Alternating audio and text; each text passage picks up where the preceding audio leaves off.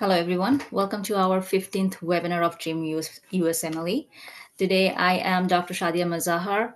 I have Dr. Aisha Rina and Dr. Sanjita Hussain with me to host this webinar. Welcome, everyone. And this webinar is being presented in both Facebook and Zoom platform so that everyone can watch. And if they have any question, they can ask us at any time. তো আজকের যে webinar আমরা host করেছি it's regarding MRCPH এবং এটা hosted by dream USMLE. So regarding Dream USMLE, what should I say? So Dream USMLE is this is founded on 2015 by Dr. Abdullah Al Masood, and Dream USMLE এটা একটা non-profit professional organization এবং এটা member hosted organization. এখানটায় help করা হয় বাংলাদেশি স্টুডেন্টদেরকে to pursue there career globally and nationally. আমরা help করছি ইউএসএমএলইর জন্য, আমরা হেল্প করছি ইউকেতে স্টাডি করার জন্য, অস্ট্রেলিয়াতে স্টাডি করার জন্য, এবং also in career if you want to pursue more like MRCP, MRCS, then also in research. Everything is being planned in this through this platform. So আজকের ওয়েবিনারে আমাদের প্যানেলিস্টের মধ্যে আছেন ডক্টর মোর্শেদা আক্তার। উনি আর্মড ফোর্স মেডিকেল কলেজ থেকে MBBS pass করেছেন এবং উনি MD করেছেন পেডিয়াট্রিক্সে। আজকে উনি আমাদেরকে শেয়ার করবেন তার জার্নি রিগার্ডিং MRCP-CH। আমরা MRCP সম্পর্কে অনেকগুলো ওয়েবিনার অলরেডি কন্ডাক্ট করেছি এবং এখানটাতে মেইনলি চাইল্ড হেলথ সম্পর্কে উনি আমাদেরকে জানাবেন। সো আমি বেশি সময় নিব না, আমি চলে যাব মোর্শেদা আক্তারের কাছে। ডক্টর মোর্শেদা আক্তার, প্লিজ আপু আপনি শেয়ার করেন আপনার জার্নি এবং ইন বিটুইন আমরা কথা বলতে থাকবো ড্রিম USMLE সম্পর্কে। Thank you very much. আসসালামু আলাইকুম সবাইকে, গুড ইভিনিং এন্ড আসসালামু আলাইকুম। সো প্রথমে আমি ধন্যবাদ দিতে চাই আব্দুল্লাহ ভাইকে আমাকে সুযোগ করে দেওয়ার জন্য যে আমি এখানে আপনাদের সবার সামনে কথা বলতে পারছি। অ্যান্ড অলসো এখানে আরো যে ডক্টররা আছেন মডারেটর যারা আমাকে হেল্প করছেন, তাদের সবাইকে অসংখ্য ধন্যবাদ। MRCP-CH আসলে আমার জীবনের একটা স্বপ্ন। তো আলহামদুলিল্লাহ অনেক স্ট্রাগলের বিনিময়ে আল্লাহর অসীম রহমতে আমি এটা কমপ্লিট করতে পেরেছি।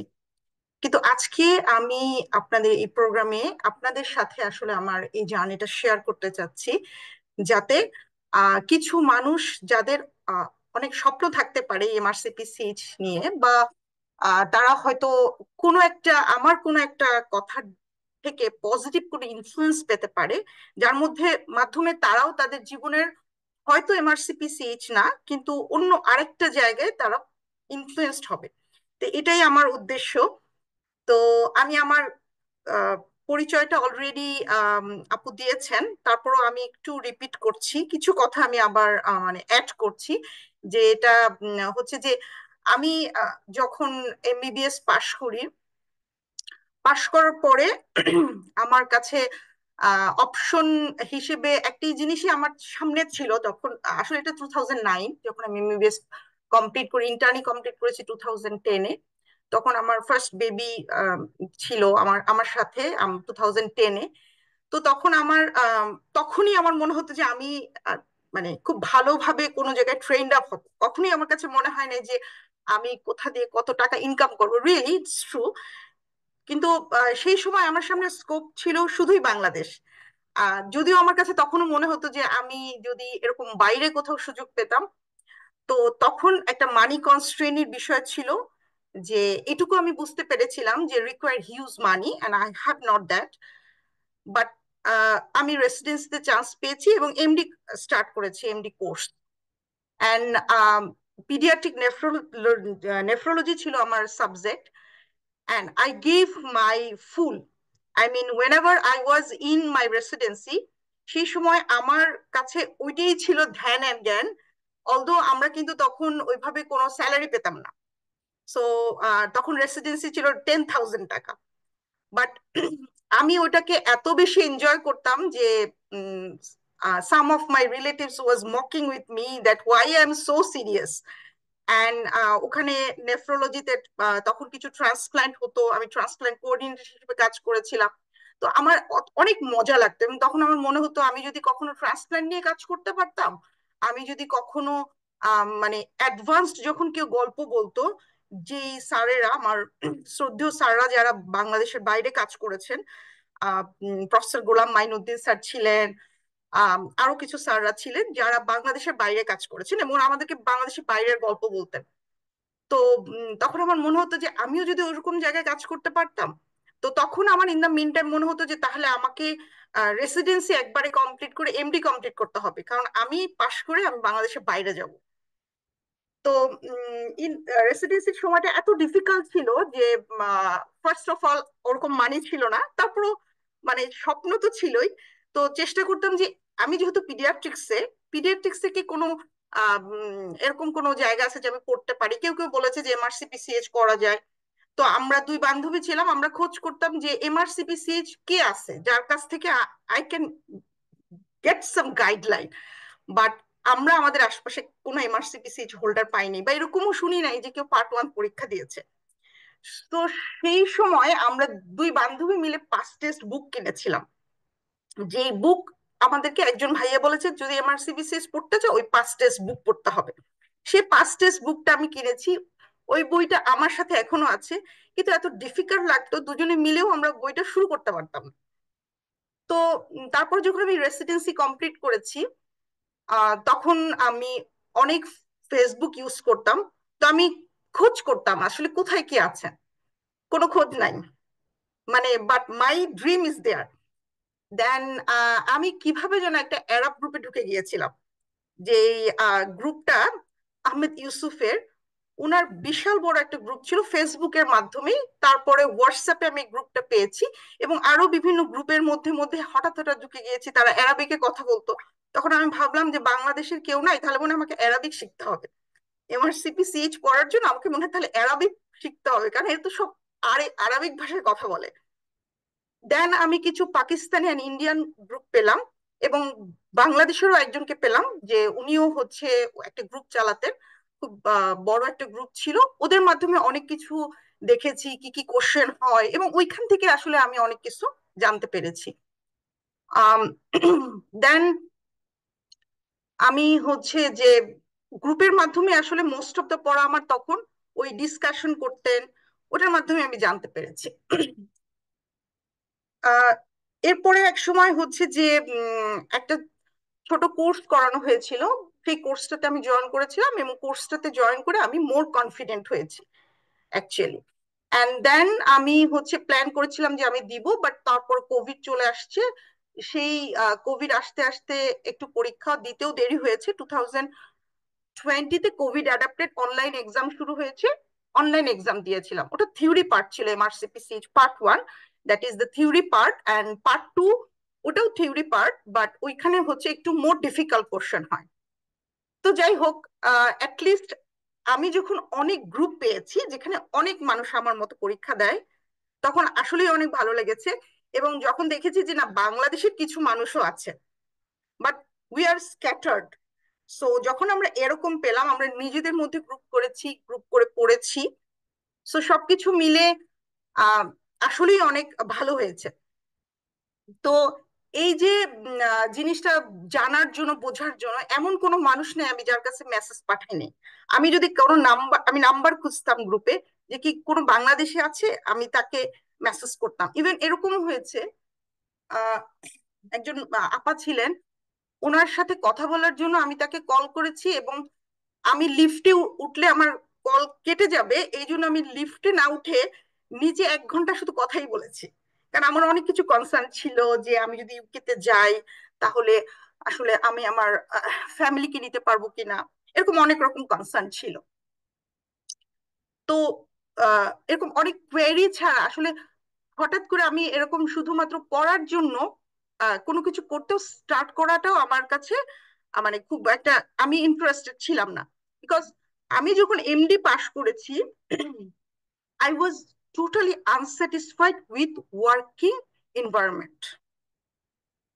যখন আমি এমডি পাশ করলাম আমি দেখলাম, মানে আমাকে যখন কেউ বলতো যে তুমি আসলে কি করবা, তার মতো আমি প্র্যাকটিস করব, আমি এমডি কমপ্লিট করে প্র্যাকটিস করবো না, তখন সবাই হাসতো যে তুমি প্র্যাকটিস না করে তুমি পিডিয়াট্রিক্স কেন পড়ছো? বিকজ বাংলাদেশের কিন্তু ফিজিশিয়ানরা ওরিয়েন্টেড উইথ প্র্যাকটিস বেসড। মানে আপনি সন্ধ্যার পরে বের হবেন, আপনি রুগী দেখবেন, আপনি যদি প্রফেসর হন তাও আপনি সর্দি কাশির রুগী দেখবেন, আপনি যদি হচ্ছে মেডিকেল অফিসার হন আপনিও সর্দি কাশির রুগী দেখবেন। এবং আপনি হচ্ছে এই সবার ট্রিটমেন্ট সেই মানে প্রফেসর থেকে মেডিকেল অফিসার, ডিসিএইচ, এমআরসিপিসিএইচ, সবার ট্রিটমেন্ট একই রকম। সবাই অ্যান্টিহিস্টামিন দিবে, সবাই কাশির একটা ওষুধ দিবে, সবাই একটা অ্যান্টিবায়োটিক দিবে। So, আমি এটা একদমই পছন্দ করতাম না, কারণ আমার তো মাথার মধ্যে আরো অনেক কিছু জিনিস ঘুরতে থাকতো।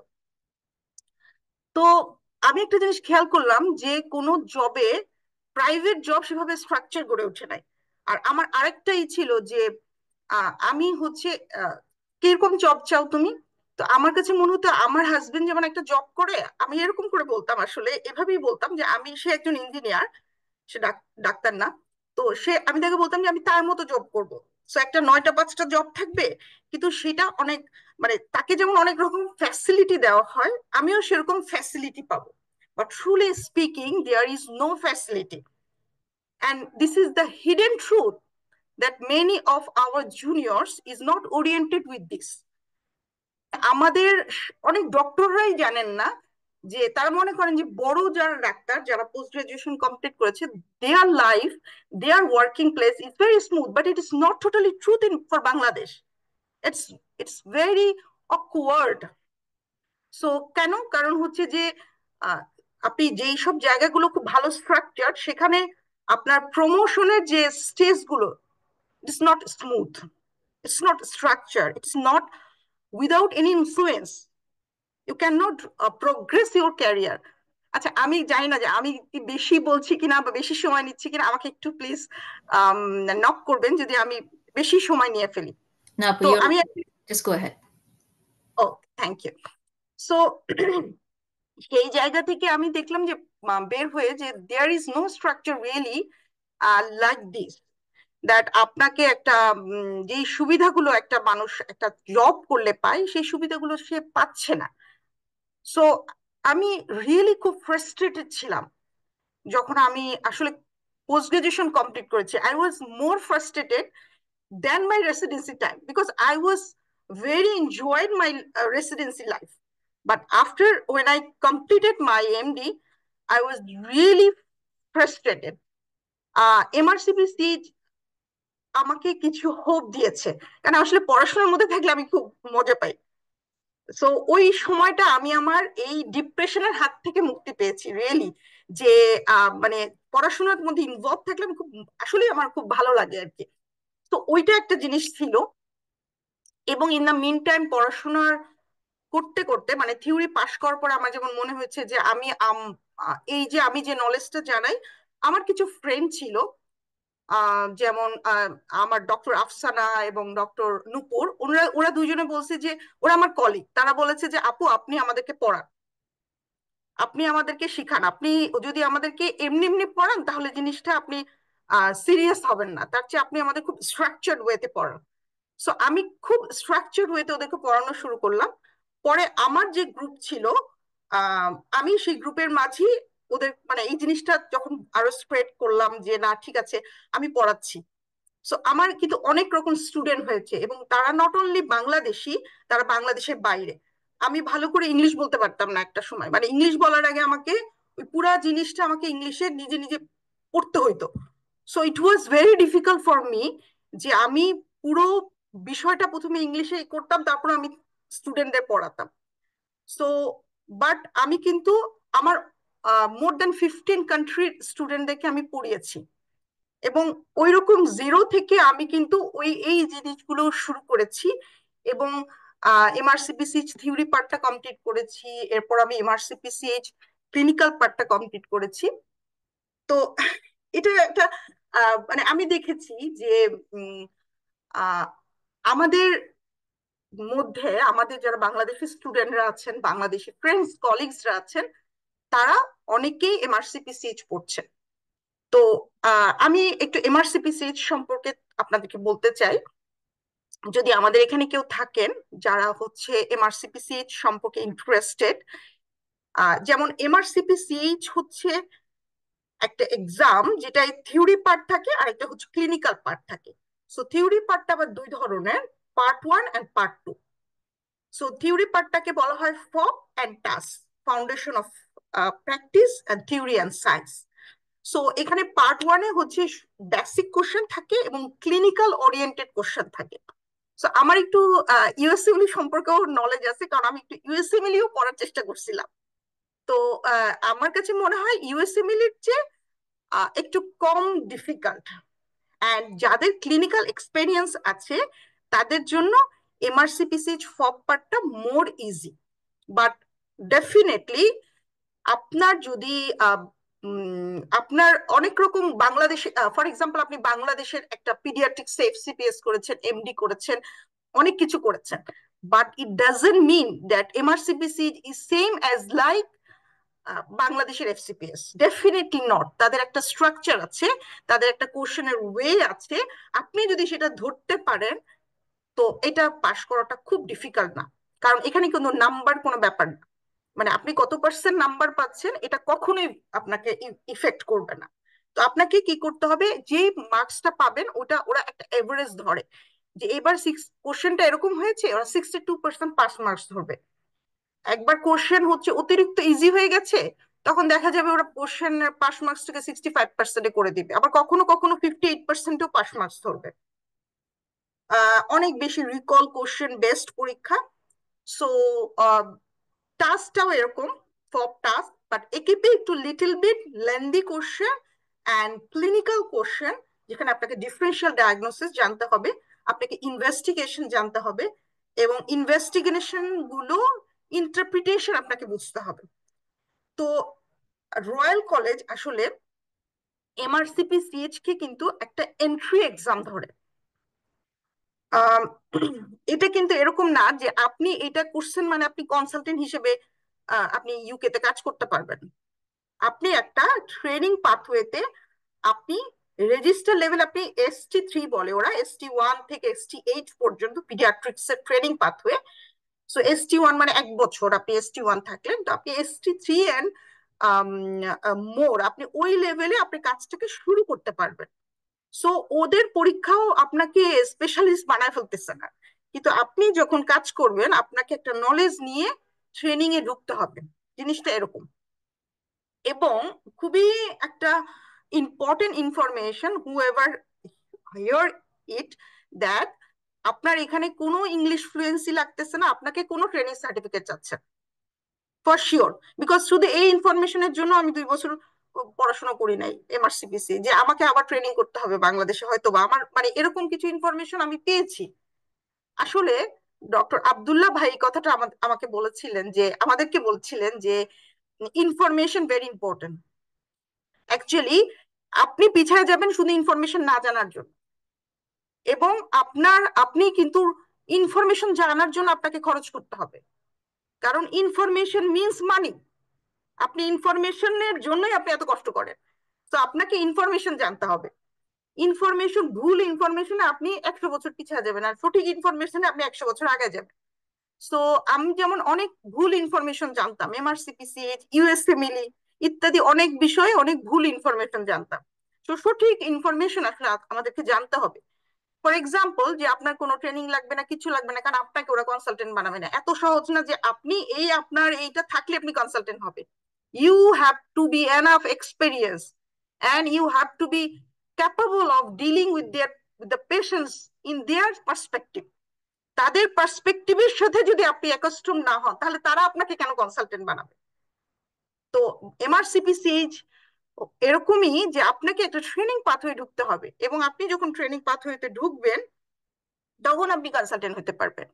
তো আমি যেটা বলছিলাম, যে থিওরি এক্সাম আপনি বাংলাদেশে বসে বসে দিতে পারবেন, এবং আপনার রুমে বসে দিতে পারবেন। আপনার একটা ল্যাপটপ লাগবে এবং একটা মোবাইল লাগবে, এই দুইটা জিনিস থাকলেই আপনি কিন্তু পরীক্ষায় বসতে পারতেছেন। But problem is cost. But এটা কখনোই কোনো পার্মানেন্ট প্রবলেম না। আপনার যদি স্বপ্ন থাকে, আপনার যদি ইচ্ছা থাকে, money will come, and it will be arrange by Allah. And আমি তার সাক্ষী, আমার জীবন তার সাক্ষী, যে আমার যখন আমি আমি দেখেছি, আমি আমি একটা জব শুরু করেছি যেখানে আমি ভালো অ্যামাউন্ট পেতাম, এবং তখন আমি ভেবেছি yes I will give this exam.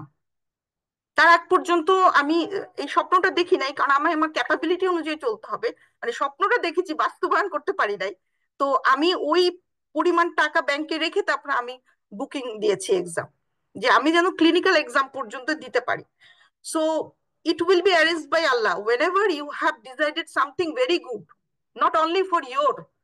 এটা শুধু আপনার স্বার্থের জন্য হলে হবে না, অন্যের স্বার্থ এবং আরো কিছু ভালো কিছু যোগ থাকতে হবে। Then you will get the money. And এটা সেটাই বলছিলাম যে পার্ট ওয়ানে 1 লাখ টাকা লাগবে, পার্ট টু তে বাংলাদেশি টাকা 1 লাখ টাকা around, it depends on the dollar, it depends on the pound. And এটা আপনি বাংলাদেশে বসে দিতে পারবেন। ওয়ান্স আপন এ টাইম এটা হচ্ছে যে বাংলাদেশের বাইরে যাওয়া লাগতো, but really difficult sometimes when network problem or something. So বাংলাদেশের বাইরে যেও দেওয়া যায়, যেমন কলকাতা বা এরকম কোথাও কোথাও। আর হচ্ছে যে ক্লিনিক্যাল এক্সাম বাংলাদেশের বাইরেই দিতে হবে, but not necessary in the UK only. এটা হচ্ছে যে নেপালের সেন্টার আছে, শ্রীলঙ্কায় নতুন সেন্টার খুলেছে, ইন্ডিয়াতে অনেকগুলো সেন্টার আছে। তো কোভিড টাইমে ওরা পরীক্ষা বন্ধ রেখেছিল 2 বছর, সে কারণে আমি আমাদের মানে আমার সমসাময়িক যারা, তাদের সিট পেতে অনেক সময় লেগেছে, 2.5 ইয়ারের মতো সময় লেগেছে সিট পেতে। বাট এখন কিন্তু বেশি সময় লাগে না, 1.5 বছরের মধ্যেই সাধারণত সিট পাওয়া যায়। আর কেউ যদি খুব সাহসী হয় তাহলে সে ইউকেতে পরীক্ষা দিতে পারে, তাহলে আরো তাড়াতাড়ি ক্লিনিক্যাল এক্সাম দিতে পারে। তো আমি এমন মানুষকে জানি যারা 2 বছরের মাধ্যমে ফুল এমআরসিপিসিএইচ ক্লিনিক্যাল কমপ্লিট করেছে। দেন অ্যাকচুয়ালি আমি বলবো যে আপনার যদি ভালো কাজ আপনি শিখতে চান, ভালো কিছু করতে চান, তাহলে কিন্তু এমআরসিপিসিএইচ একটা ভালো অপশন হতে পারে।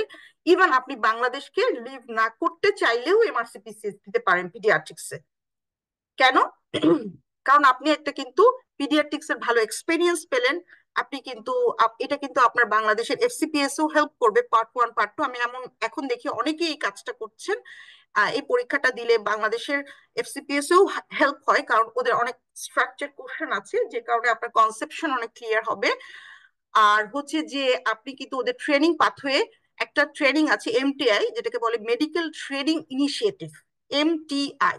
দ্যাট মিনস আপনি বাংলাদেশ লিভ করতে চান না, কিন্তু আপনি ডেভেলপিং কান্ট্রির একটা মানুষ, আপনি ওখানে ট্রেন্ড আপ হতে চান। তো ওই এমটিআই করতে গেলে নট নেসেসারি আপনার এমআরসিপিসিএইচ লাগবে, কিন্তু উইদাউট এমআরসিপিসিএইচ, লাইক এনি পার্ট আপনি এমআরসিপিসিএইচ কমপ্লিট করেন নাই, তাহলে একসেপ্টেন্স ইজ ভেরি ডিফিকাল্ট। আপনাকে ওইটি লাগবে, এবং এমআরসিপিসিএইচ এর একটা দুইটা যদি পাশ থাকে তাহলে আপনি অ্যাপ্লাই করলে ওরা আপনাকে 2 বছরের জন্য লাইসেন্স, আপনাকে সারা জীবনের জন্য লাইসেন্স দিবে, বাট আপনি 2 বছরের জন্য ওই দেশে যে কাজ শিখতে পারবেন উইথ ইউর ফ্যামিলি। সো যে দাসত্ব প্রথা চলে, যে আপনাকে বিনা বেতনে খাটানো বা ফেলোশিপ, সেখানে হচ্ছে আবার কোনো টাকা পয়সা দিবে না, সেটা না। With enough money, with your family, you can move to the UK and you can come back and then serve your country. যেটা হচ্ছে শুধুমাত্র যারা ডেভেলপিং কান্ট্রি, তাদের জন্য এই ব্যবস্থাটা আছে ওদের। তো আফটার কমপ্লিশন অফ এমআরসিপিসিএইচ কেউ কেউ প্ল্যান করে যে তারা ইউকে চলে যাবেন, কেউ কেউ বাংলাদেশেও থাকতে পারেন। এরকম আমি অনেক মানুষকে চিনি যারা আসলে, যাদের কখনোই দেশ ত্যাগ করার ইচ্ছা নাই, কিন্তু তারা খুব এনজয় করেছে। মানে এমআরসিপিসিএইচ পড়াটা তারা এত মজা পেয়েছে, তারা এমআরসিপিসিএইচ পড়বে কিন্তু তাদের কোনো ইচ্ছা নাই তারা, কারণ সবাই দেশ ত্যাগ করবে এটা তো কখনো স্বাভাবিক হতে পারে না। হ্যাঁ, সবাই আমাদের এই মাতৃভূমি ছেড়ে চলে যেতে হবে এমন না। সো আপনি যদি ভালো কিছু সার্ভিস দিতে চান, because really change my way of treatment. আমি এমআরসিপিসিএইচ পড়ার কারণে আমার ট্রিটমেন্ট সিগনিফিকেন্টলি চেঞ্জ হয়ে গেছে। কারণ আমরা যখন পড়তাম, এমডিতে ছিলাম, তখন একটা জিনিস জানতাম যে এই স্যার এভাবে ট্রিটমেন্ট করে, এটা এভাবে ট্রিটমেন্ট করতে হবে, ওই স্যার ওইভাবে ট্রিটমেন্ট করে, ওটা ওইভাবে ট্রিটমেন্ট করতে হবে। There is no guideline. But MRCPCH এসে বুঝলাম যে প্রত্যেকটা ডিজিজের জন্য গাইডলাইন আছে, and you have to just follow the guideline, each and everything, even for viral fever. That is the most common things we faced as a pediatrician even. So আপনি কিন্তু এই গাইডলাইনকে আপনার ফলো করতে হবে। সো আপনি কিন্তু একটা স্ট্রাকচার পাবেন যে আমি যেটা করতেছি সেটা নাথিং নিউ, আপনার সব কিছু সারা বিশ্বের মানুষ এগুলো ফলো করতেছে। এবং ওখানে কিন্তু প্রত্যেকটা মানুষ একটা মানে তার পেশেন্টকে যখন সে ট্রিটমেন্ট করে একটা জিনিস দেয়, এটাকে বলে পেশেন্ট লিফলেট। সো লিফলেট মানে কি, পেশেন্ট বোঝার ভাষায় ওই ডিজিজটা সম্পর্কে লেখা। সো এই জিনিসটা কিন্তু খুবই ইম্পর্টেন্ট। আপনি যখন প্রত্যেকটা পেশেন্টকে, even I started it in my practice, that আমি, যারা বুঝবে তারা বুঝবে, আর যারা বুঝবে না তাদের ইচ্ছা, তারা তাদের মতো চলুক, কিন্তু আমরা ভালো কিছু কাজ স্টার্ট করি। তো এই যে পেশেন্ট লিফলেট, যদি কেউ ইংলিশ বুঝে সে কিন্তু এটা ইংলিশে বুঝবে, আর যদি কেউ না বুঝে তাহলে আমাদেরকে তো উচিত আসলে এই কথাগুলোকে বাংলায় করা, যাতে বাংলাদেশের মানুষ এগুলো বুঝতে পারে। সো পেশেন্ট লিফলেট এই জিনিসগুলো really change your practice, that is my intention. আরেকটা জিনিস হচ্ছে যে আপনি ইউকে যেতে পারেন। আমি আসলে এমআরসিপি সিট কমপ্লিট করার পরে ওইটি করতে হবে, যেটা আমি প্ল্যান করছি। এটা আর একটা ডিফিকাল্ট জিনিস, but it is possible. Many of our colleagues already did this. And তারপরে আপনাকে জিএমসি লাইসেন্সের জন্য অ্যাপ্লাই করতে হবে। জিএমসি লাইসেন্স পাওয়ার পরে আপনাকে জব অ্যাপ্লাই করতে হবে। সো জব অ্যাপ্লাই করার পর ওখানে আপনাকে ট্রেনিং করতে হবে। তারপরে নট ওখানে জব করতে হবে, তারপর আপনাকে ট্রেনিং পাথওয়ে যদি আপনি ঢুকতে পারেন ঢুকলেন, আর ঢুকতে না ইচ্ছা করলে ঢুকলেন না। কিন্তু এটা আপনার ইচ্ছা, আপনি জবও করতে পারেন, অথবা আপনি ওদের ট্রেনিং পাথওয়েতেও ঢুকতে পারেন। It's very difficult without NHS experience, national health service, I mean ইউকের যে হেলথ সার্ভিস। আর হচ্ছে যে আপনি যদি ওখানে থাকেন, 5 বছর জব করেন without any offence, then you can get ILR. That means আপনি ওখানে থাকার পার্মানেন্ট একটা ডকুমেন্টস পাবেন। And after 1 year of ILR, then আপনি পাসপোর্ট পাবেন, provided there is no offence. So that is the actually way. আমার মনে হয় যে আমি আহ, যতটুকু আমার মনে হয়েছে যে বলার মতো আমি বলেছি। এখন আপনাদের যদি কিছু বলার থাকে, মডারেটর আপনার বলতে পারেন।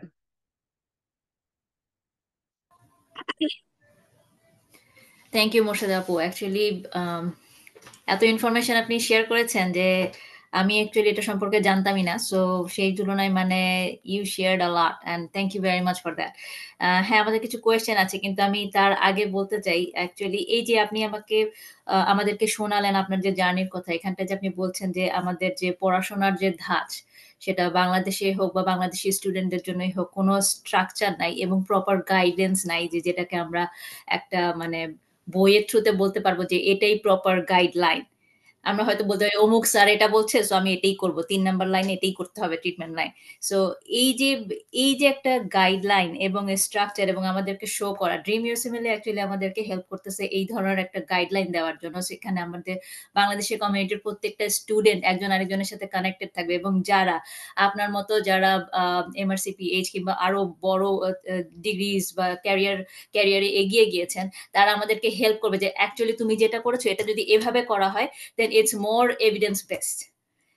এই যে আমাদের যে কমিউনিকেশন যে কানেকশনটা তৈরি করে দেয়, ড্রিম ইউএসএমএল অ্যাকচুয়ালি হেল্প করতেছে এই ধরনের এই ভাইটাল প্ল্যাটফর্মটাকে রেডি রাখার জন্য আমাদের জন্য, যে আমাদের মধ্যে যেসব কমিউনিকেশন গ্যাপটা আছে সেই গ্যাপটা দূর করার জন্য।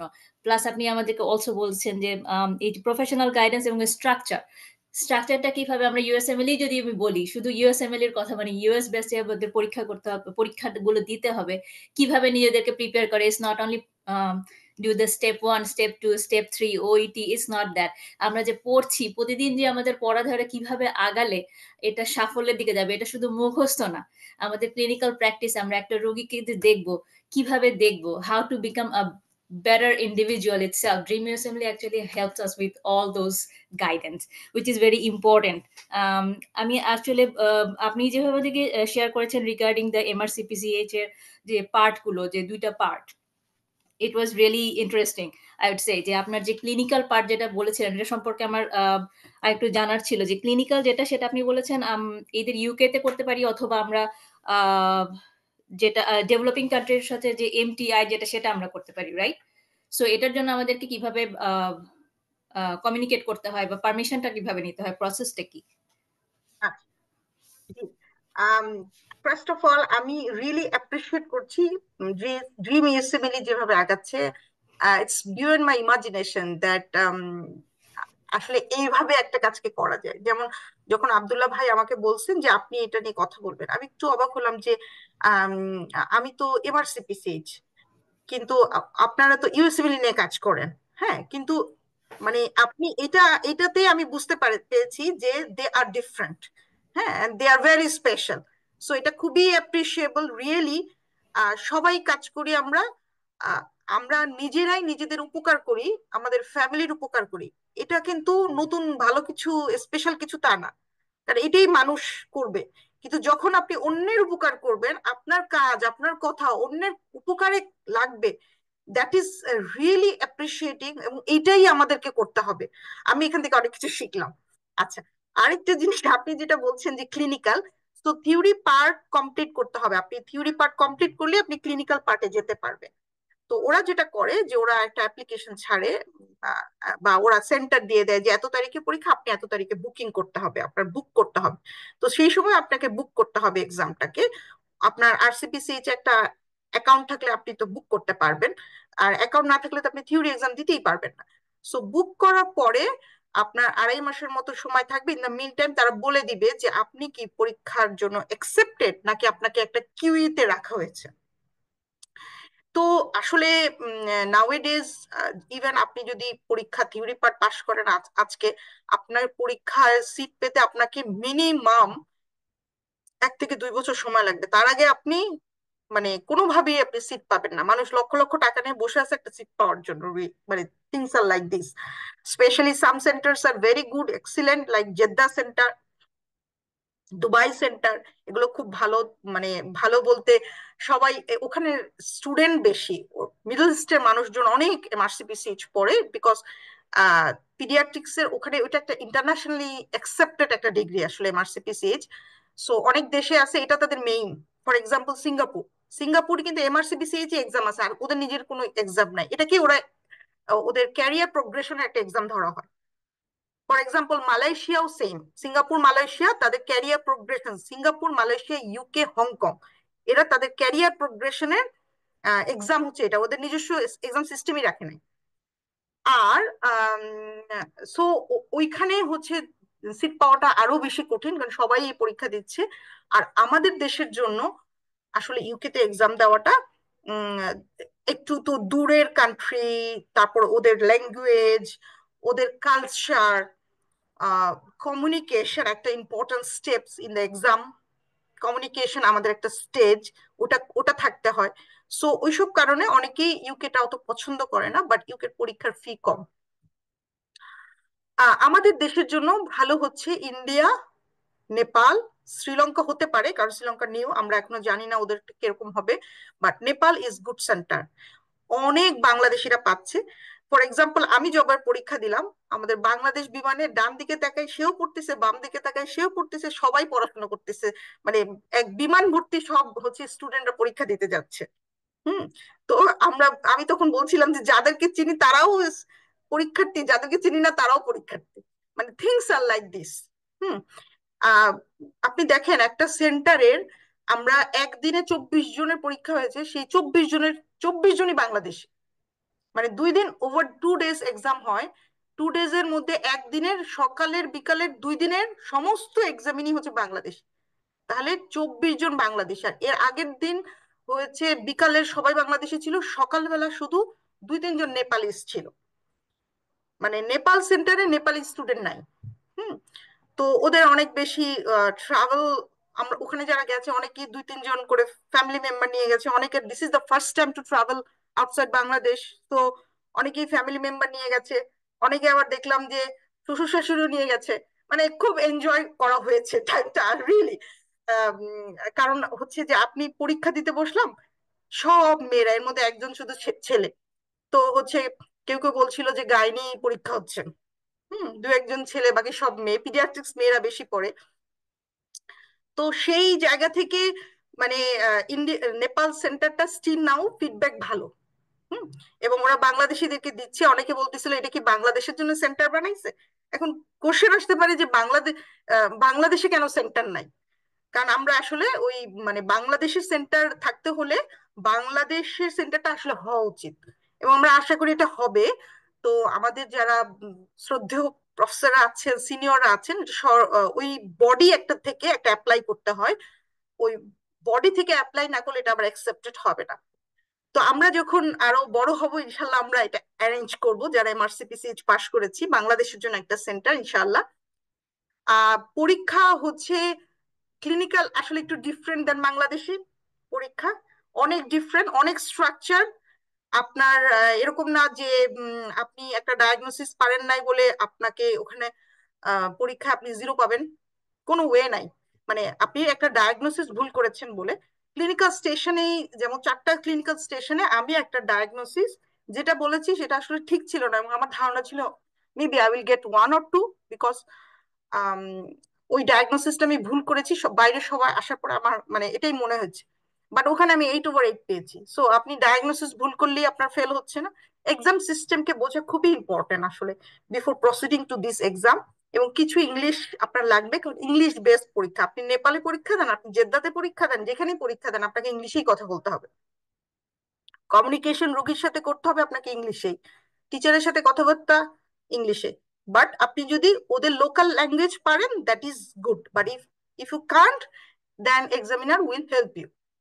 সো এটা achievable, that is the message for all. আর এমটিআইটা হচ্ছে একটু ডিফারেন্ট।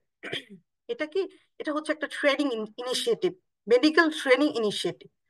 সো ওরা যেটা করছে যে ডেভেলপিং কান্ট্রি যারা আছেন তারা অ্যাপ্লাই করতে পারে এমটিআই রুটে বছরে। একটা টাইম আছে, আমি এক্স্যাক্টলি টাইম বলতে পারবো না এখন, কিন্তু ওই টাইমে তারা এমটিআই জন্য কিছু পোস্ট রিলিজ করে, আপনাকে অ্যাপ্লাই করতে হবে। কিন্তু আপনাকে ওইটি থাকতেই হবে মাস্ট 7.5 অল ওভার। এটা ছাড়া কেউ পেশেন্ট আসলে ধরতে পারবে না। অবজারভারশিপ আপনি করতে পারেন, সেগুলো আপনাকে হয়তো আপনাকে ওইটি ছাড়াও অবজারভেশন করা যায় বিভিন্ন হসপিটাল, এনএইচএস ওরা ট্রাস্ট বলে। কিন্তু আপনি যদি হ্যান্ডস অন ট্রেনিং করতে চান আপনাকে অবশ্যই ওইটি থাকা লাগবে। এবং ওখানে কোথাও এমআরসিপিসিএইচ এর নাম উল্লেখ নাই যে এমআরসিপিসিএইচ থাকতে হবে। কিন্তু এটা প্রিভিয়াস এক্সপিরিয়েন্স থেকে দেখা যায় যে আপনি যদি এমআরসিপিসিএইচ অ্যাটলিস্ট পার্ট 1 আর পার্ট 2 কমপ্লিট থাকেন তাহলে আপনাকে ওরা প্রায়োরিটি দিবে। এবং আপনি ওখানে যাওয়ার পরে আপনাকে ওরা জিএমসি লাইসেন্স দিবে। কিন্তু একটা জিনিস কি, জিএমসি লাইসেন্স কস্টলি জিনিস। আপনাকে একটা লাইসেন্স পাওয়া মানে আপনাকে সারা জীবন লাইসেন্স রাখবে না, আপনাকে প্রতি বছর ভালো পরিমাণ টাকা দিতে হবে। তো ওরা আপনাকে যে লাইসেন্স দিবে সেই লাইসেন্স অনুযায়ী এবং ওরা যে ভিসা দিবে আপনি 2 বছরের সেটা থাকতে পারবেন, এবং তারপর আপনাকে রিটার্ন ব্যাক করতে হবে। বাট আপনি কিন্তু ইচ্ছা করলে, এরকম আছে যে আপনি ইচ্ছা করলে আপনার ভিসাকে আপনি টায়ার 2 তে নিয়ে যেতে পারেন। That is the standard visa. সেটা কিরকম, আপনার এমটিএ কমপ্লিট হয়ে গেছে, আপনি একটা জব অ্যাপ্লাই করবেন, জব অ্যাপ্লাই করলে আপনাকে ওরা টায়ার 2 ভিসা দিবে। মানে প্রথমে আপনি ছিলেন টায়ার 5, 2 বছরের ভিসা। দেন আপনি যার যার জবে আপনি ঢুকবেন সেখানে আপনি বলবেন যে আমি টায়ার 2 ভিসা চাই, এবং তারা আপনাকে টায়ার 2 ভিসা দিবে। আরেকটা হচ্ছে যে হয়তো আমি এখনো ইউকেতে যাই নাই, তারপরেও আমি এটুকু জানি যে ইউকের জব বা এই জবগুলো এরকম না যে আপনি ওখানে গেছেন মানে আপনাকে সারা জীবন রাখবে। আপনাকে কন্ট্রাক্ট থাকবে 1 বছর, এবং আপনাকে আপনার পারফরমেন্স শো করতে হবে। যদি আপনার পারফর্মার হন তাহলে ওরা হয়তো বা আপনার জবকে এক্সটেন্ড করবে, আর যদি নাও হন আপনার স্কোপ আছে স্টিল নাও। পিডিয়াট্রিক্স এর কিন্তু অনেক সুযোগ। পিডিয়াট্রিক মানে আমরা যারা ওখানে চলে গেছেন তারা বলতেছেন যে একবার যদি এনএইচএস এর জব পাওয়া যায় তাহলে জব সুইচ করা যায়। A lot of scope is there, but first job is always difficult in any country. যে কোনো কান্ট্রিতে, ইভেন বাংলাদেশও আপনার first job would be difficult. After that it would be easy because you will get more connection with some more people. So that is the things. Thank you Morshed আপু। এইবার আমি doctor Ayesha আর doctor সঞ্জিদাকে বলবো যে আপনাদের কিছু কোয়েশ্চেন থাকলে প্লিজ শেয়ার করেন। Thank you so much doctor Sadia, আমাকে সুযোগ দেওয়ার জন্য, বাকি পার্টটুকু কন্ডাক্ট করার জন্য thank you so much. First of all আমি থ্যাংক ইউ দেবো আমাদের অনারেবল প্যানেলিস্টকে, ডক্টর মোর্শেদা আপু। আপনি অনেক সুন্দরভাবে আপনি কিভাবে আপনার জার্নি শুরু করছেন, দেন ধীরে ধীরে ধীরে ধীরে আপনি হচ্ছে গিয়ে এমআরসিপি সিএ সম্পর্কে আমার মনে হয় যে আপনি each and every point touch করছেন। আমার মনে হয় যে যারা আমাদের অডিয়েন্সরা আজকে শুনতেছে অবশ্যই তারা বেনিফিটেড হবে। এবং আপনি শুরুতে একটা বলছেন যে আপনি যখন আপনার স্টাডি শুরু করছিলেন তখন আপনি পাস টেস্ট বুক নামে একটা কথা বলতেছিলেন। আমাদের যেরকম ইউএসএমএলিতে ডেফিনেটিভ কিছু রিসোর্স আছে, লাইক আমরা যদি ইউএসএমএলির জন্য বাইবেল হিসাবে ধরি কোনো একটা বুকসকে, সেটা হচ্ছে ফার্স্ট এইড নামে একটা বুকস আছে সেটা। তো সেক্ষেত্রে আপনাদের এই এক্সামের জন্য কোনো নির্দিষ্ট বুকস কিংবা হচ্ছে কোশ্চেন ব্যাংক আছে কিনা এটা সম্পর্কে যদি একটু বলতেন, কিংবা how to use this resource আর side by side books and this question bank also. Really আপনি পিক আপ করেছেন যে পয়েন্টটা আমি টাচ করি নাই। তো হচ্ছে যে পাস্ট টেস্ট বুকটা আসলে প্রয়োজন নাই, মানে এটা পরবর্তীতে আমি বুঝেছি যে পাস্ট টেস্ট বুকসটার আর কোনো প্রয়োজন নাই। যদি ওই বুকটা নিয়ে আমি ঘোরাঘুরি করতাম পরবর্তী, এবং বুকটা এত কঠিন ছিল পড়তে অসুবিধা হতো। বাট আরসিপিসিএইচ, আপনি যদি আরসিপিসিএইচ এর ওয়েবসাইটে যান তাহলে ওরা লিখে দেয় যে সাজেস্টেড বুক। তো পার্ট ওয়ান এর জন্য ওরা একটা বুকস বের করেছে যেটাকে বলে কেস বুক। তো ফপ এর জন্য ফপ কেস বুক আছে, 50টা কেস তারা ডিসকাস করেছে। এবং 50টা কেস বলতে যে তারা একটা একটা পেশেন্ট আসলো মাল্টিপল প্রবলেম নিয়ে, সেখান থেকে তারা কিভাবে এটাকে ট্রিটমেন্ট দিল, diagnosis, investigation and then treatment. So টাসেরও এরকম, টাস এক্সামেরও পার্ট ওয়ান এর মধ্যে যে দুটো পার্ট ফপ আর টাস, টাসটাকেও তারা কিন্তু এরকম করে ভাগ করেছে। এবং তারপরে হচ্ছে এটাকেও তারা হলো যে ওটার জন্য কেস বুক বের করেছে। আর হচ্ছে আরসিপিসিএইচ এরই আরেকটা বই আছে যেটাকে বলে সায়েন্স অফ পিডিয়াট্রিক্স বুক, সব বুক। তো ওইটাও কিন্তু আসলে পরীক্ষার জন্যই তারা তৈরি করেছে। ওখানে আরসিপিসিএইচ এরই কনসালটেন্টরা এটা তৈরি করেছেন। সো ওই বুকটাও খুব ইম্পর্টেন্ট একটা বই। আর হচ্ছে যে illustrated text book of paediatrics, সেই বইটাও ভালো। ওই বইটা হচ্ছে যে পিডিয়াট্রিক্স এর ইউকের আঙ্গিকে কিছু ডিজিজ নিয়ে ভালো ডিসকাশন আছে, তো ওটা মেইনলি ফপ। আর হচ্ছে এগুলো হচ্ছে আপনাকে প্রাইমারি একটা ধারণা দিবে, বাট আপনাকে রিকল জানতে হবে। হোয়াই অ্যান্ড হোয়াই নট, এই কোশ্চেনের প্রত্যেকটা question, why it is happen, why not it is the right answer, এটা আপনাকে বুঝতে হবে। এবং আমরা তো বুঝি যে রিকল মানে কি। সো প্রত্যেকটা সেই 2017-18 থেকে 2025 পর্যন্ত আমরা সবাই পরীক্ষা দিয়ে আমরা রিকল করার চেষ্টা করি। এবং তারপর আমরা সবাই অ্যান্সার সাথে একটা ধারণা নেওয়ার চেষ্টা করি অ্যান্সারটা কিরকম হবে ওই রেজাল্টের সাথে কোরিলেট করে। সো রিকল ছাড়া আসলে পাশ করাটা অনেক আহ, কঠিন। এটা রিকলটা পারতেই হবে। আপনার অনেক নলেজ থাকতে পারে, অনেক বুকস থেকে আপনি অনেক নলেজ নিবেন, কিন্তু আপনাকে রিকল দেখে পরীক্ষার আগে আপনাকে বুঝতে হবে যে why the answer is right and why the answer is not right. আর পাস টেস্ট আছে, আসলে পাস টেস্টে অনেক যদিও এটা আরসিপিসিএইচ এর রিকমেন্ডেড কোনো কিছু না, পাস টেস্টে কোশ্চেন ব্যাংক আছে। যদি কারো এমন হয় যে সে আসলে খুব বেশি আম, যাদের টাইম আছে এবং পড়তে ভালোবাসেন, তারা আসলে পাস টেস্টটা করতে পারেন, বা পাস টেস্টের একটা সাবস্ক্রিপশন নিতে হয়। বাট ইট ইজ এমআরসিপি যারা হোল্ডার তারা মনে হয় খুব পাস টেস্টের কথা বলেন, বাট এমআরসিপি সিএইচ এ যারা আমরা কাজ করছি, মেন্টর হিসেবে কাজ করছি, আমরা কিন্তু খুব বেশি এটাকে এত বেশি গুরুত্ব দেই না অ্যাজ লাইক এমআরসিপি। সো আমাদের এখানে রিকল এবং আরসিপি সিএইচ এর recommended book is enough. Thank you so much.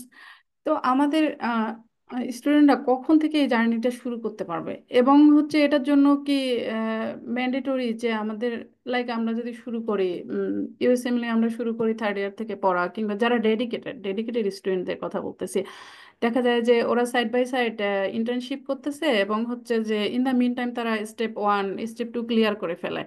তো এটার জন্য কি এমন কোনো নির্দিষ্ট টাইম আছে কিনা যে আমরা এই সময় থেকে শুরু করতে পারি, এবং কোন সময় থেকে শুরু করলে এটা বেটার হবে, সাইড বাই সাইড দুইটাই তারা আর কি কন্টিনিউ করতে পারবে, এরকম ডেফিনেটিভ কোনো টাইম যদি থাকে? ইউএসএবিলির এই ব্যাপারটা আমার জানা আছে, কিন্তু আসলে আমি কখনো শুনি নাই কেউ এমআরসিপিসিএইচ তার like third year, fourth year, fifth ইয়ারে কেউ শুরু করেছে। বাট আমি দেখেছি থার্ড ইয়ারেও মানুষ ইউএসএমএলই পড়ে, মানে থার্ড ইয়ারে শুরু করে পড়া আর কি। তো হচ্ছে যে এমআরসিপিসিএইচটা ঠিক এরকম না। আর আমাদের দেশের যে পিডিয়াট্রিক্স এর পড়াটা, এটা কিন্তু অত ডিপলি পড়ানো হয় না। যেমন এখন শুরু হয়েছে পিডিয়াট্রিক্স, এখন নাম্বার 100 হয়েছে, তারপর এটা কিন্তু একদম সেপারেট হয় নাই বাংলাদেশের কারিকুলামে। বাংলাদেশের কারিকুলামে এখন 100 নম্বরের পরীক্ষা, 100 নম্বর পুরাটাও আপনার 100 নম্বরের পরীক্ষা হয়। তারপর ভাইভা বোর্ডে হচ্ছে এটা একটা আলাদা একটা সেপারেট একটা table, but it is not as like medicine. So medicine থেকে কিন্তু এখন এটা সেপারেট হয় না। তো বাংলাদেশের কারিকুলামে আসলে পিডিয়াট্রিক্স এত ডিপলি পড়ানো হয় না বা এত ভার্সলি পড়ানো হয় না। সো এমবিবিএস স্টুডেন্টরা যদি এটা পড়তে চান, আমার মনে হয় যে তাদেরকে লিস্ট 6 মাস সময় দিতে হবে। এবং আপনার যদি 6 মাস অ্যাটলিস্ট, এটা আরসিপিসিএইচ এর রিকমেন্ডেশন যে আপনি 6 মাস যদি পিডিয়াট্রিক্স এর পেশেন্ট দেখেন, তাহলে আপনার জন্য এটা ইজি হবে। But again, it is not necessary to B trend up. কারণ আমি এমন কিছু মানুষকে জানি যারা এমআরসিপিসিএইচ, মানে আমি হচ্ছে ভয় পাচ্ছিলাম যে তুমি এমআরসিপিসিএইচ পড়বা, কিন্তু তারা পাশ করেছে। হ্যাঁ, মানে তারা এত জুনিয়র লেভেলের। তো তারা হচ্ছে ইন্টার্নি কমপ্লিট করেছে। তারা ইন্টার্নি কমপ্লিট করার পরে পিডিয়াট্রিক্স এর অনেক গুড এক্সপোজার থাকা সত্ত্বেও, না থাকা সত্ত্বেও তারা 6 মাস 1 বছর পড়ার পরে কিন্তু পার্ট 1 পাশ করেছে, এরকম আছে। So need some exposure actually, একদম এক্সপোজার ছাড়া যদি এমন হয়, কারণ বাংলাদেশে কিন্তু ইন্টার্নি লেভেলটা সবার একরকম না, সবার পেশেন্ট এক্সপোজার একরকম না, সবার পিডিয়াট্রিক্স এর এক্সপোজার একরকম না। এটা অনেক কিছুর উপর ডিপেন্ড করে। এবং এটা really it depends on your mental maturity, on your dedication. এবং আমি তো এরকম মানুষকে দেখেছি যে যাদের আমি জানি যে যেই মেডিকেল কলেজে আসলে খুব ভালো ব্যাকগ্রাউন্ড নাই, মানে আই এম ওভার কনফিডেন্ট যে তার সেখানে সে পেডিয়াট্রিক্স এর ভালো এক্সপোজার পায় নাই, স্টিল নাও তার পড়ার মাধ্যমে, তার হার্ড ওয়ার্কিং এর মাধ্যমে সেটা কিন্তু সে ওভারকাম করেছে। So it is possible, everything is possible, any time anything could be possible, but need proper guidance. So এবং আপনার ডেডিকেশন, আপনার আহ, মানে আপনার যেটা ইমান, আপনি এখন যদি ইমান বলে এইভাবে যে আপনি কাজটা করতে চান, এটা একটা বিশ্বাস, ইমান। তো এটাতে আপনি কত বেশি আপনি স্থির। তো আপনি একবার ফেল করছেন তাতে কিছু আসে যায় না, আপনি কয়শবার ফেল করছেন কোনো কিছুই আসবে যাবেন না, যখন আপনি গেইনড ইট। এবং গেইন করার পরে এই গল্পটা মেরেও কোনো লাভ নাই যে আমি এটা একবারে পাশ করছি। কারণ আপনি যখন গেইনার হবেন, তখন আপনি ওই সবার সাথে আপনি একই লেভেলেই আছেন, and you have to now face a new challenge. So আপনি এই নিউ চ্যালেঞ্জকে যখন আপনি ই করবেন, তখন এই যে আমি একবারে পাস করছি না 100 বারে পাস করছি, তখন কিন্তু এটা থাকবে না। তখন আপনার নিউ চ্যালেঞ্জে আপনার স্ট্যাটাসকেই ধরা হবে। এবং ইট is A never ending process up to the death. Absolutely, দোলনা থেকে মৃত্যু পর্যন্ত আমরা শিখতেই থাকবো, শিখতেই থাকবো। আর মেডিকেল প্রফেশনে আমরা যারা আছি তাদের new new new new disease আসবে এবং নতুন নতুন উদ্ভাবন হবে, আমরা শিখতেই থাকবো, এটা শেখার কোনো শেষ নাই। তো আহ, আমি জানতে চাই এটা সম্পর্কে যে আমাদের দেশে কেউ যদি পেডিয়াট্রিক কোনো ডিপ্লোমা করে কিংবা পেডিয়াট্রিক কোনো কোর্স করে, সেক্ষেত্রে এমআরসিপি সিএস এর ক্ষেত্রে কি সিবি এনরিচ এর কোনো বিষয় থাকবে কিনা, কিংবা how we enrich our CB for preparing this kind of training,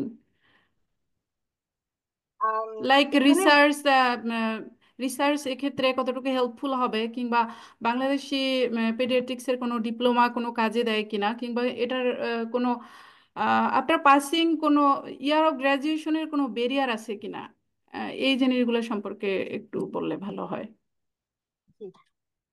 very good point actually.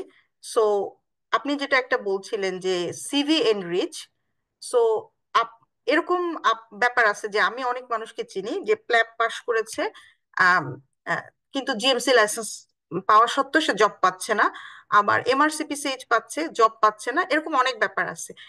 তো আপনি যখন একটা ডিগ্রি কমপ্লিট করবেন, তখন আপনার ক্লিনিক্যাল এক্সপিরিয়েন্স অলওয়েজ ভ্যালুড।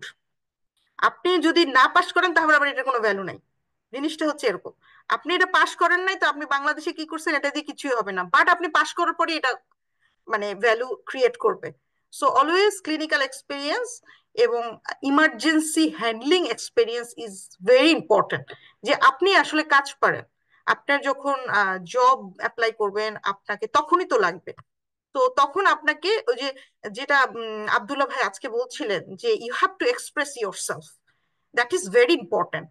যে কমিউনিকেশন, আপনি অনেক জ্ঞানী কিন্তু আপনি যে জ্ঞানী এবং আপনি যে ভালো, আপনি যে সিনসিয়ার, আপনার সেটা তো আপনাকে নেওয়ার পরে না ওনারা বুঝবে, তার আগে পর্যন্ত তো আপনাকে শো করতে হবে যে আপনি পারেন। এখন আপনি মেডিকেল কলেজ লাইফে একবার হচ্ছে বিতর্ক প্রতিযোগিতা আপনি ফার্স্ট হয়েছেন, সেটাও আপনাকে বলতে হবে যে আমি বিতর্ক প্রতিযোগিতায় ফার্স্ট হয়েছিলাম, না হলে তো তার বুঝে দিস ইজ ইকুয়ালিটি। এবং ওইখানে কিন্তু আমি যেটা বুঝেছি এনএইচএস বা এরকম বাইরের জবের ক্ষেত্রে আপনি কত বেশি মানে আহ, কাজ পেরে আপনি এক্সট্রা অর্ডিনারি নট নেসেসারি, আপনার টিম ওয়ার্ক কত ভালো, আপনি কি আপনার কলিগের সাথে মিলতে পারেন কিনা, মিশতে পারেন কিনা, that is also important quality.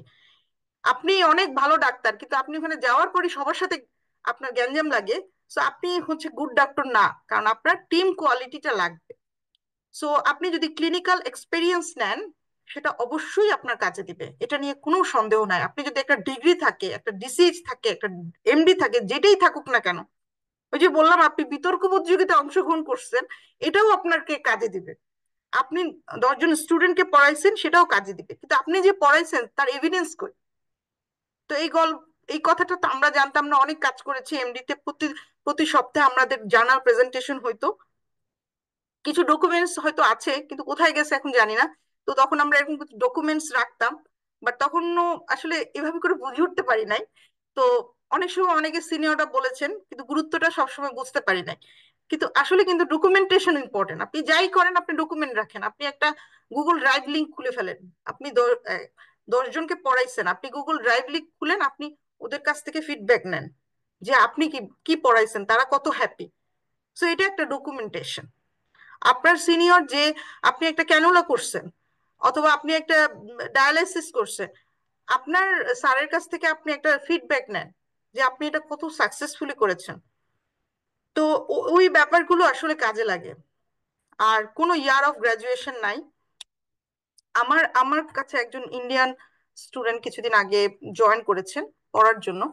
তো আসলে অনলাইনে তো আমরা কেউ কাউকে বুঝি না, কে কোথা থেকে আসছে, অনেক রেসপেক্টেড মানুষ কিন্তু আসলে অনলাইনে আমরা একজন আরেকজনকে চিনতেও পারি না, বুঝতেও পারি না, but everyone should be respected very nice way. So ওইখানে উনি পড়ছিলেন। তো আমি হঠাৎ করে একদিন কোন এক কথা প্রসঙ্গে উনি খুবই ভালো কার্ডিওভাস্কুলার সিস্টেমটা উনি খুবই ভালো বুঝেন। তারপর উনি বললেন যে উনি কার্ডিওলজিস্ট, ইন্ডিয়ার একজন কার্ডিওলজিস্ট এবং অনেক সিনিয়র কার্ডিওলজিস্ট, কি সিনসিয়ার, প্রত্যেকটা ক্লাসে উনি জয়েন করেন। এবং হচ্ছে যে ও পরে উনি বললেন উনি বাংলাদেশে একটা সেমিনারও জয়েন করতে আসছেন, এবং উনি কিন্তু বেশ ভালো একটা হসপিটালে, বাংলাদেশ থেকে রোগী রেফার করা হয় ওই হসপিটালে, ওখানকার কার্ডিওলজিস্ট। তো উনি ফিফটি 55 ইয়ার্সে সে এমআরসিপিসিএইচ পড়া শুরু করছে।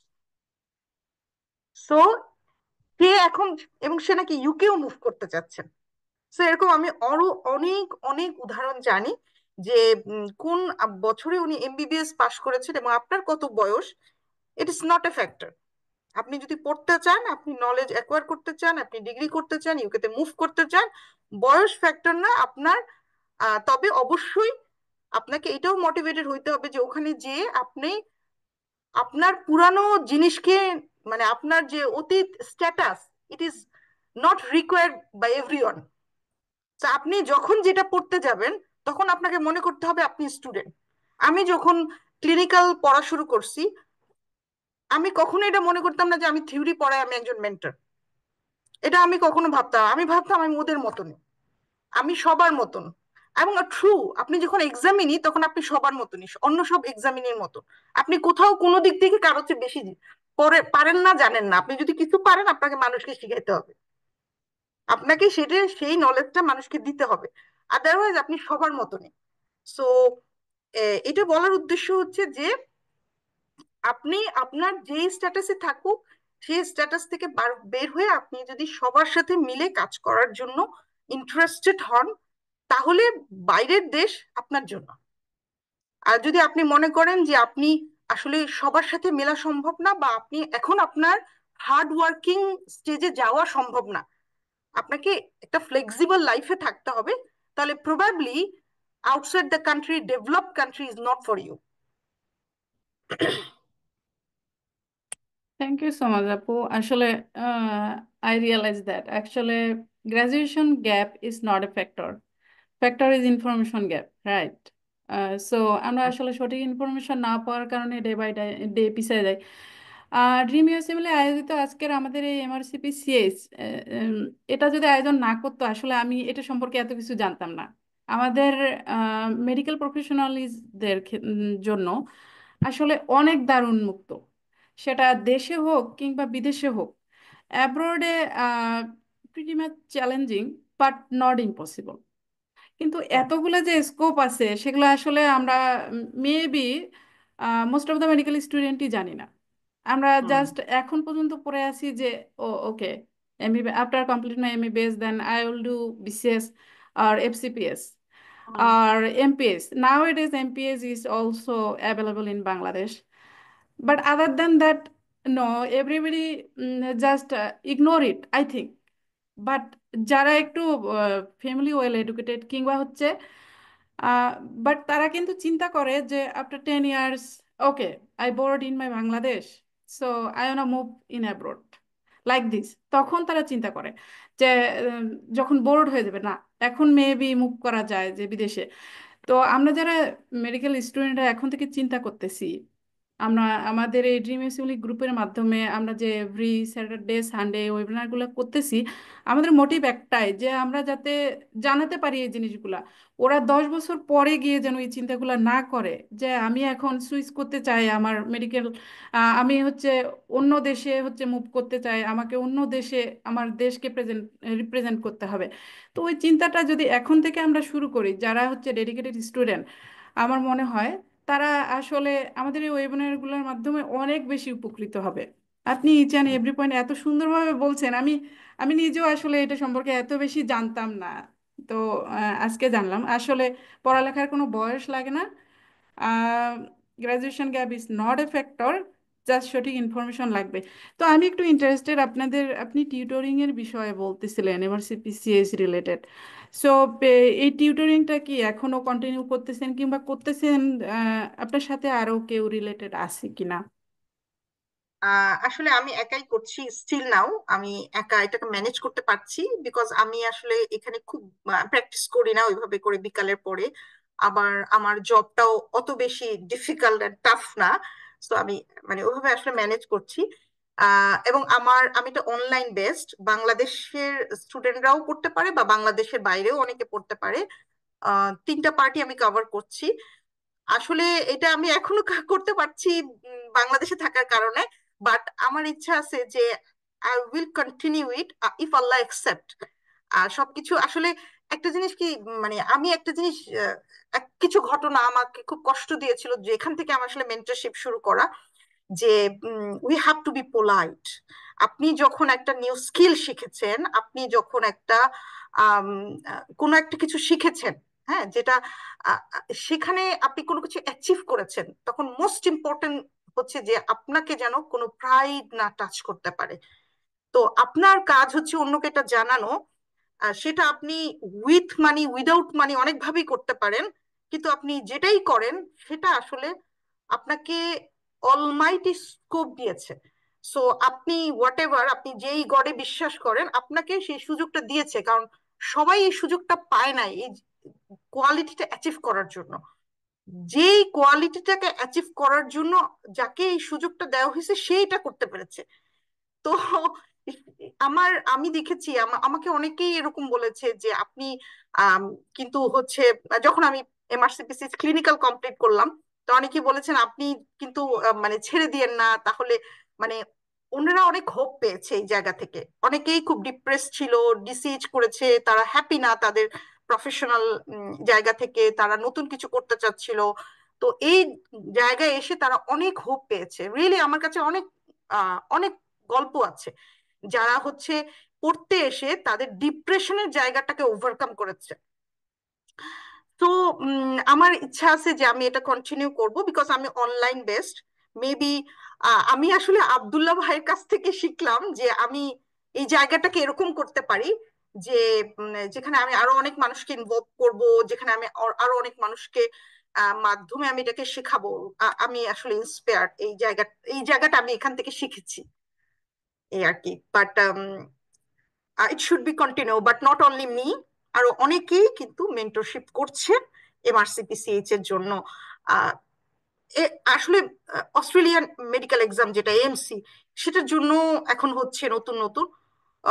সো আসলে বিশাল একটা চেঞ্জ আসতেছে মানুষের মধ্যে। আপনি যেটা বলছিলেন, ওইটা আমি আরেকবার বলতে চাই যে উম, এই যে হচ্ছে যে আপনার যদি আপনি ডক্টর হন, তাহলে আপনার একটা বিশাল স্কোপ আছে, আপনি কাজ করতে পারবেন। আপনার নিজেকে বো ডাউন করার কোনো স্কোপই নাই। আপনি কখনোই নিজের আত্মসম্মানের থেকে বিক্রি করবেন না। আপনি কাজ পাবেন এবং আপনি কাজ করবেন, আপনার অনেক সুযোগ আছে। কিন্তু প্লিজ কেউ মানে কখনো ভাববেন না যে আমার আমার দ্বারা সম্ভব না। আপনার দ্বারাই সম্ভব। আপনি ডক্টর, আপনি যেই মেডিকেল কলেজ থেকে পাশ করেন, আপনি যত মানে যে ধরনের মেডিকেল ডাক্তারি পাশ করেন, আপনি কোনো কিছু না পড়েও যদি পাশ করেন, আপনার স্টিল আপনি ডাক্তার, তো আপনার স্কোপ আছে যে আপনি আপনার স্বপ্নকে পূরণ করবেন। আপনি দেশের ডাক্তার হবেন, বিদেশের ভালো করবেন, বা দেশে ভালো করবেন, আপনার স্কোপ আছে। সো সো আপনি কখনোই মন খারাপ করবেন না। এক্স্যাক্টলি, আসলে আমরা যদি কারোর জন্য কোনো কিছু করি, specially knowledge, knowledge is power for everyone. So আমরা যদি এটা শিখি এবং সবার মধ্যে স্প্রেড করি, এটা এমন একটা জিনিস যেটা কখনো কমে না। আমরা যত বেশি স্প্রেড করব তত বেশি বাড়তেই থাকে। আহ, এটা আসলে কেউ যদি মনে করে যে না, আমি ফিডব্যাক পেতে চাই, যাকে আমি হেল্প করলাম সে যেন আমাকে ফিডব্যাক দেয়, otherwise I can't help him, I will always ignore him if he will not give me the feedback. Allah Almighty always give us this reward, I think. So, mm,